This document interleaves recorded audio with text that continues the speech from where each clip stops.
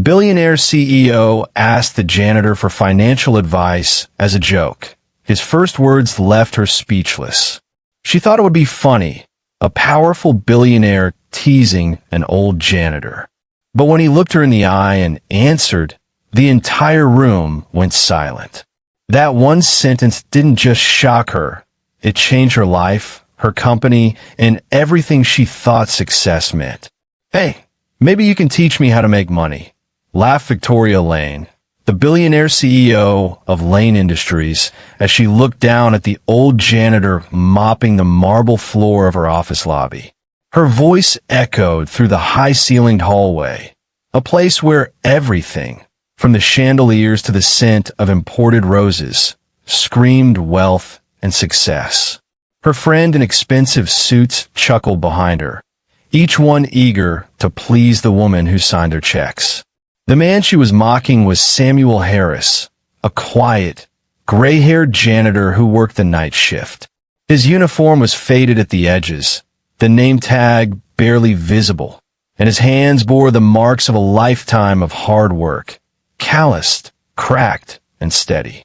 Victoria had just come out of a press conference that morning. Cameras had flashed, reporters had cheered her brilliance, and shareholders had practically worshipped her. Lane Industries had just hit another record-breaking quarter, making her one of the youngest self-made billionaires in the country. She walked through the building like she owned not just the place, but the people in it. So when she spotted Samuel quietly mopping near the gold-trimmed elevator doors, she saw an opportunity to show off. The janitor didn't even look up as she approached, humming faintly under his breath, focused on removing a stubborn scuff mark. To Victoria, his silence felt like disrespect. To Samuel, it was just work. "Tell me, Samuel," she smirked, her tone dripping with superiority, "how would you invest $1 billion? Her entourage burst into laughter. The sound bounced off the marble walls, sharp and hollow. Even the receptionist tried to smile, though uneasily, pretending not to notice the cruelty behind the joke. But Samuel didn't laugh. He stopped mopping, leaned on the handle for a moment, and looked up slowly. His eyes, tired yet calm, met hers. "First thing I'd do, ma'am," he said in a steady, clear voice, "is stop treating people like I'll never need them." The laughter died instantly.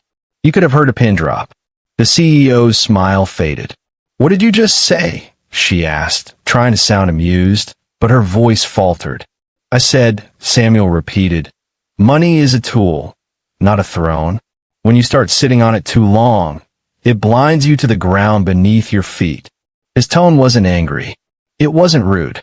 It was calm, wise, almost like a teacher explaining a simple truth. But the words struck like a slap. Victoria blinked in disbelief. Nobody had ever spoken to her that way. Her board members praised her. Her employees feared her. The media idolized her. But this janitor, this man in an old uniform with shoes that had seen better days, had just looked her in the eye and told her a truth she didn't want to hear. Her friends exchanged awkward glances. One of them forced a laugh. "What's his problem?" he muttered, trying to brush it off. Another whispered, "You should fire him. Can't talk to the boss like that." But Victoria didn't answer. She just stood there, frozen, watching Samuel quietly return to his work as if nothing had happened. His mop slid across the floor with slow, rhythmic motions, each stroke erasing the footprints of those who mocked him moments ago. He didn't look angry. He didn't even seem embarrassed. And that, somehow, made it worse. As Victoria turned away, something inside her shifted, though she didn't yet understand what. The echo of his words followed her down the corridor. "Money is a tool, not a throne." The sentence replayed in her mind over and over.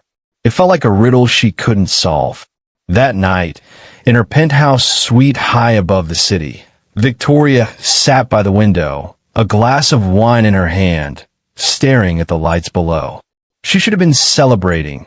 New contracts, rising profits, the flawless image she'd built for herself.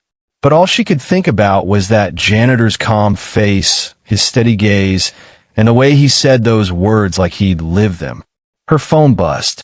Messages from investors, partners, friends, all congratulating her success. Yet for the first time, none of it felt like enough. She looked at the reflection of herself in the glass. Perfect hair, perfect dress, perfect life, and wondered, when was the last time I spoke to someone who wasn't trying to impress me? The next morning, she arrived at the office earlier than usual. The building was quiet, the kind of silence that only existed before dawn. She saw Samuel again, cleaning the lobby like always. He didn't notice her this time. He was too focused on polishing the brass handles of the elevator. For a brief moment, she just watched him, how patiently he worked, how carefully he moved, how at peace he seemed. Victoria turned away before he could see her. She wasn't ready to speak. Not yet. But deep down, she knew one thing for certain. That short exchange, that moment meant as a joke, had somehow changed everything. And though she didn't want to admit it, the billionaire CEO who thought she knew it all had just been schooled by a janitor. That night, Victoria couldn't sleep. No matter how many times she shifted in her bed, her mind refused to rest.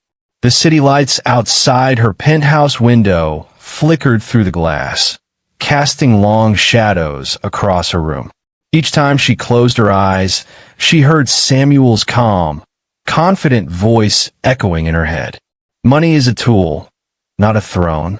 Those words clung to her thoughts like a melody she couldn't forget. She tried distracting herself with late-night emails and investment reports, but even the numbers, her favorite comfort, felt meaningless now. For the first time in years, she felt small, unsettled, human. Who was this janitor who spoke like a philosopher? By sunrise, she couldn't take the curiosity anymore. She walked into her office early, still in thought. When her assistant, Rachel, came in, Victoria didn't waste a second. "Rachel," she said, setting down her coffee, "bring Samuel Harris to my office. The janitor from last night." Rachel looked startled. "The janitor, ma'am?" "Yes," Victoria said firmly. "I want to talk to him." An hour later, Samuel walked in quietly. His shoes squeaked slightly against the polished floor, and he removed his cap respectfully as he stepped inside. He stood near the door, unsure of why the CEO of the company wanted to see him. Victoria studied him for a moment. For the first time, she really saw him, not as an employee in uniform, but as a man. His back was straight, his posture confident yet humble. His clothes were old, but spotless. A faint gold ring gleamed on his finger, faded but cared for. His eyes held a calm depth, the kind that only comes from surviving storms. "Mr. Harris," she began, trying to sound casual, though her tone held genuine curiosity. "You surprised me yesterday. You talk like someone who knows about business." He smiled faintly, a gentle curve of his lips that carried both warmth and sadness. "I used to a long time ago." Victoria leaned forward in her chair, intrigued. "Used to?" Samuel hesitated for a moment, as if deciding how much of his past he was willing to share. Then, with a slow breath, he began, "I was once the co-founder of a firm called Harris & Cole Investments. We started small, just two men with a dream and a few loyal clients.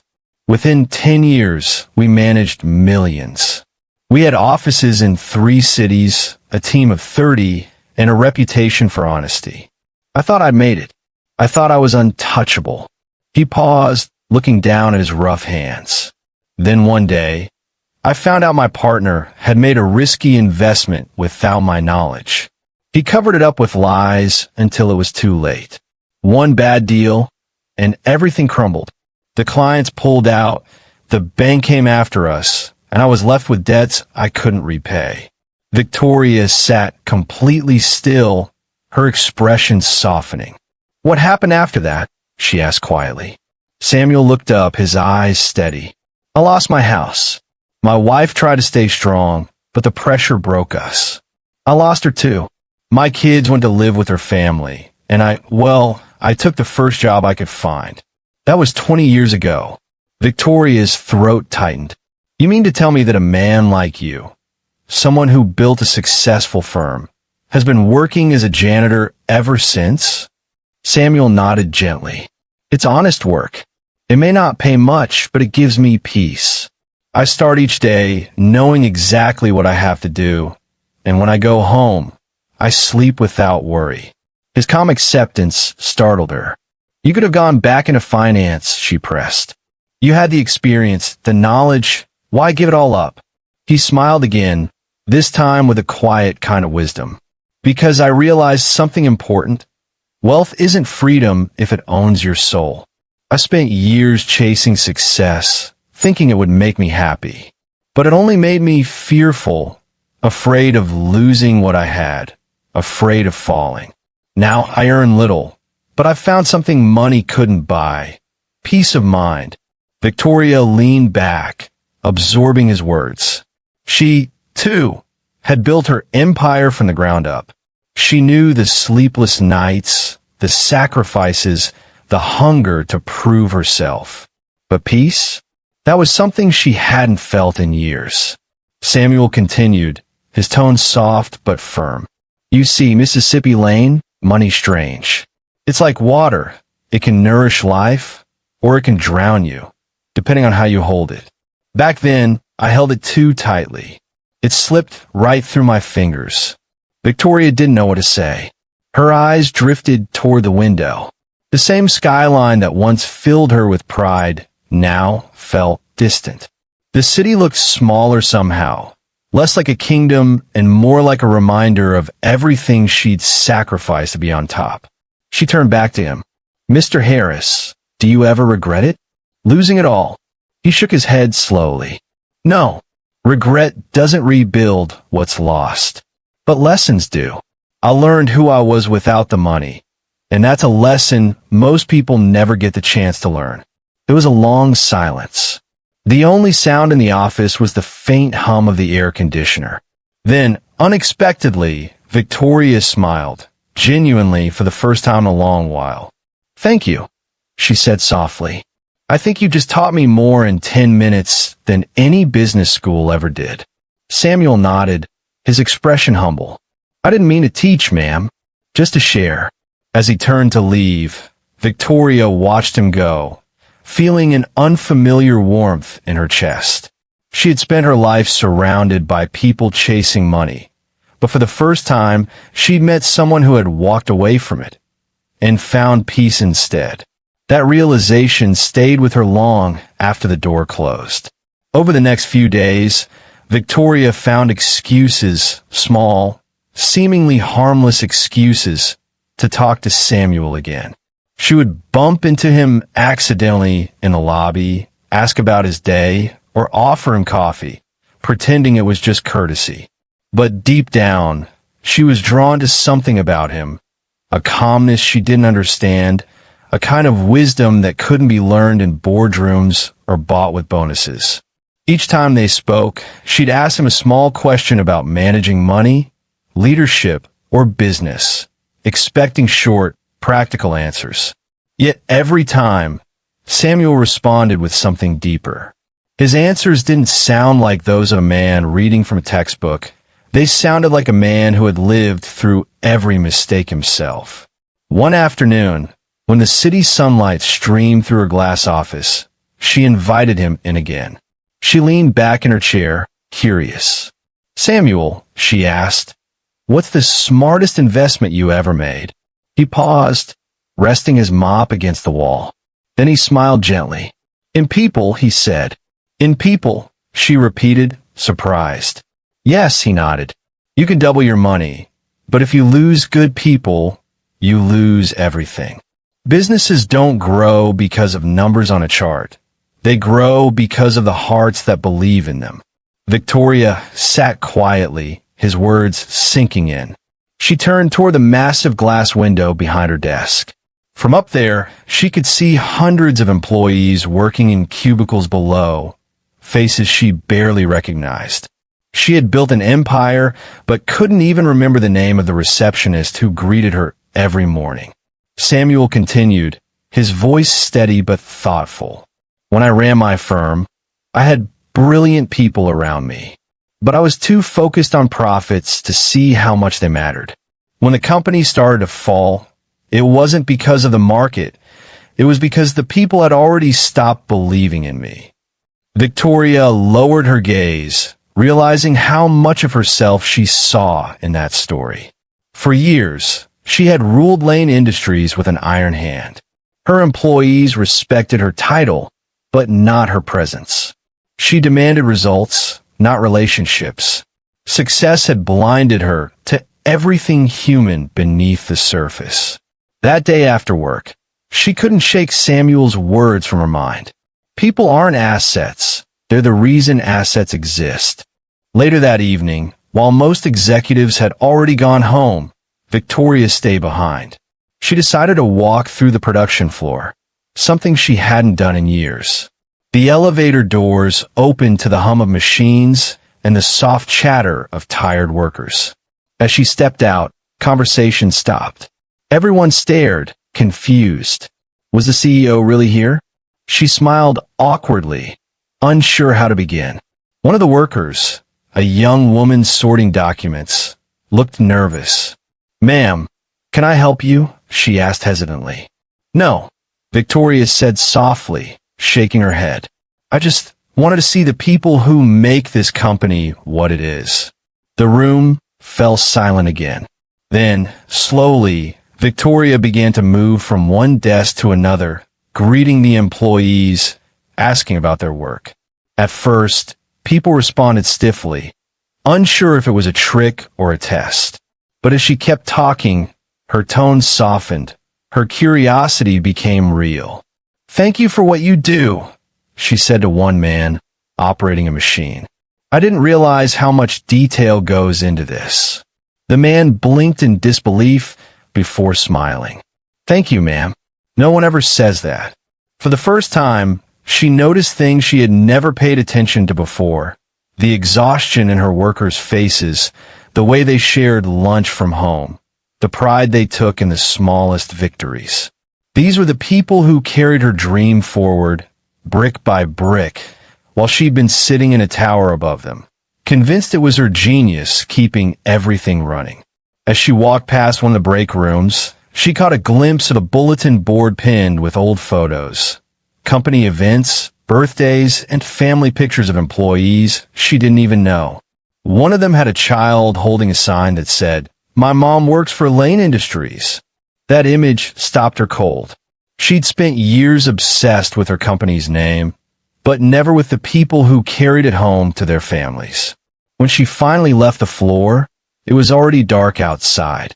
The city glowed with golden lights, and the reflection of her face in the elevator door looked different, softer. That night, she wrote in her journal, a habit she'd long abandoned. "Money built my company, but people kept it alive. Maybe I've been measuring wealth the wrong way." The next morning, she arrived early again. Before heading to her office, she walked through the cafeteria. The employees turned their heads in surprise as she picked up a tray and joined the breakfast line like everyone else. She sat down at a random table, smiled, and began asking about their families, their workload, their struggles. At first, they hesitated to answer, but soon, conversation began to flow. Laughter filled the space that once held only silence. From across the room, Samuel watched quietly, mopping the floor as always. He didn't interrupt. He didn't need to. He simply nodded to himself, a faint smile on his face. Victoria glanced up, meeting his eyes for a brief moment. She didn't say a word, but that one look said everything. "You were right." She didn't announce her transformation in a speech or a press release. She didn't brag about change. But from that day on, Lane Industries began to feel less like a business and more like a family. And all it took was one janitor's reminder that true investment doesn't lie in money. It lies in people. A few weeks later, Lane Industries faced a storm unlike any it had ever seen. It began quietly, an anonymous online article questioning the company's financial stability. Within hours, social media was ablaze with rumors. By the next morning, one of their biggest investors had withdrawn a massive amount of capital, triggering a chain reaction that sent shockwaves through the market. The company's stock plunged. News channels ran breaking reports. Analysts speculated about the future of the empire that Victoria Lane had built from the ground up. The same media that once called her a visionary leader now whispered the word failure. Victoria sat in her office, staring blankly at the screen filled with red numbers. Each percentage drop felt like a punch to her chest. The quiet hum of the air conditioner was the only sound in the room. For the first time in years, she didn't have a plan. Her board of directors had gathered in the conference room earlier that day, and it had been chaos. Voices overlapped. Accusations flew. Every executive tried to shift the blame. "It's the marketing team's fault," one shouted. "No, the finance department miscalculated," another argued. No one took responsibility. Victoria had slammed her hand on the table, shouting, "Enough!" But even as silence filled the room, she realized something terrifying. She didn't know what to say next.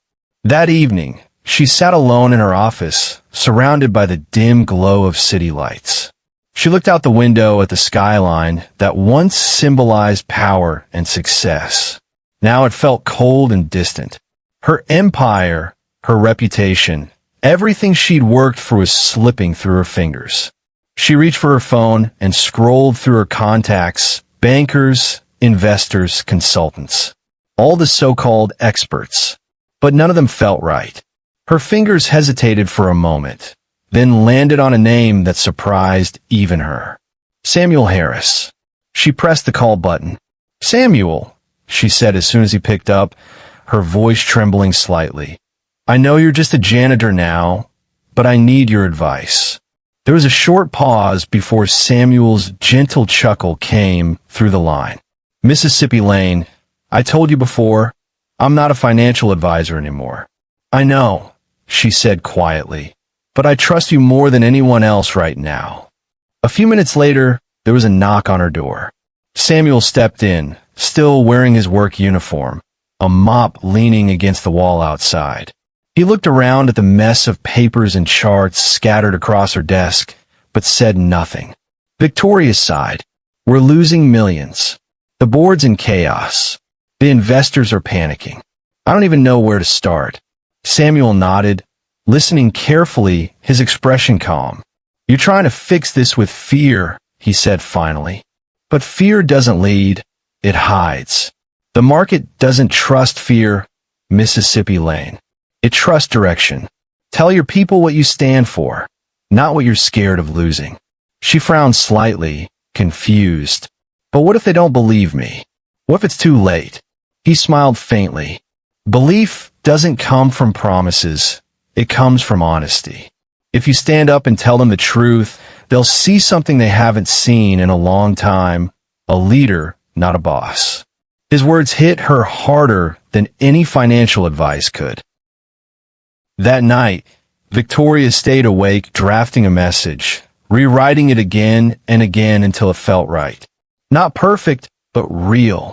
She decided to do something she hadn't done in years. Face everyone herself. The next morning, she called an emergency meeting in the company's main auditorium. Hundreds of employees gathered, anxious and uncertain. The room buzzed with nervous energy. Cameras from media waited outside the building. When Victoria walked in, the crowd fell silent. Gone was the perfectly polished CEO in designer heels. She wore a simple navy suit, her hair tied back. There was no script in her hand, only conviction. She stepped to the podium, took a deep breath, and began. "I know you've all seen the numbers," she said. "And yes, they're bad. I know some of you are scared. So am I. But here's what I also know. Lane Industries wasn't built by fear. It was built by people who believe in hard work, honesty, and each other. The room stayed completely still. Every word carried weight. For years, I measured success in profits. But I forgot that real success is measured in trust. Today, I promise you one thing. We'll be transparent. Every decision we make will be shared openly. No secrets, no excuses. Because this company doesn't belong to me, it belongs to all of us. Her voice grew steadier, stronger. We'll cut costs responsibly, protect jobs where we can, and rebuild confidence. Not through words, but through action. I can't promise it'll be easy, but I can promise that no one will face it alone. When she finished, there was silence for a long moment. Then, slowly, people began to clap. First one, then another, until the whole room erupted in applause. For the first time, Victoria didn't feel like she was leading a corporation. She was leading people. Over the next few days, the change was visible. Employees worked with renewed focus. Departments began collaborating instead of competing. The rumors began to fade, replaced by stories of unity and determination. Investors noticed the stability. Clients stayed. Within 2 weeks, Lane Industries' stock began to rise again. Slowly, steadily, just like trust being rebuilt brick by brick. One evening, Victoria stood by her office window, looking at the sunset reflecting off the skyscrapers. Samuel walked in quietly to empty the trash. "Looks like the storm's clearing," he said with a small grin. Victoria turned to him, smiling. "Thanks to you." He shook his head. "No, ma'am. Thanks to the woman who finally remembered what she stands for."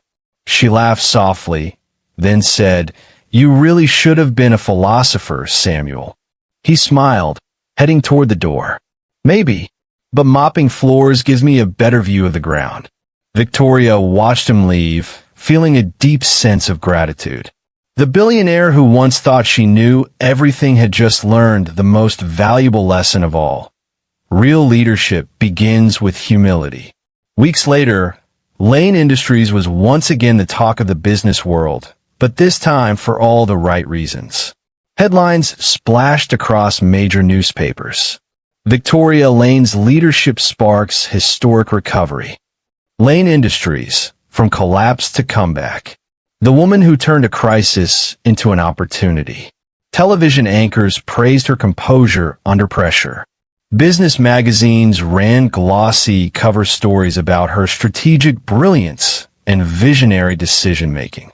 But behind all the flashing cameras and success stories, Victoria knew the truth.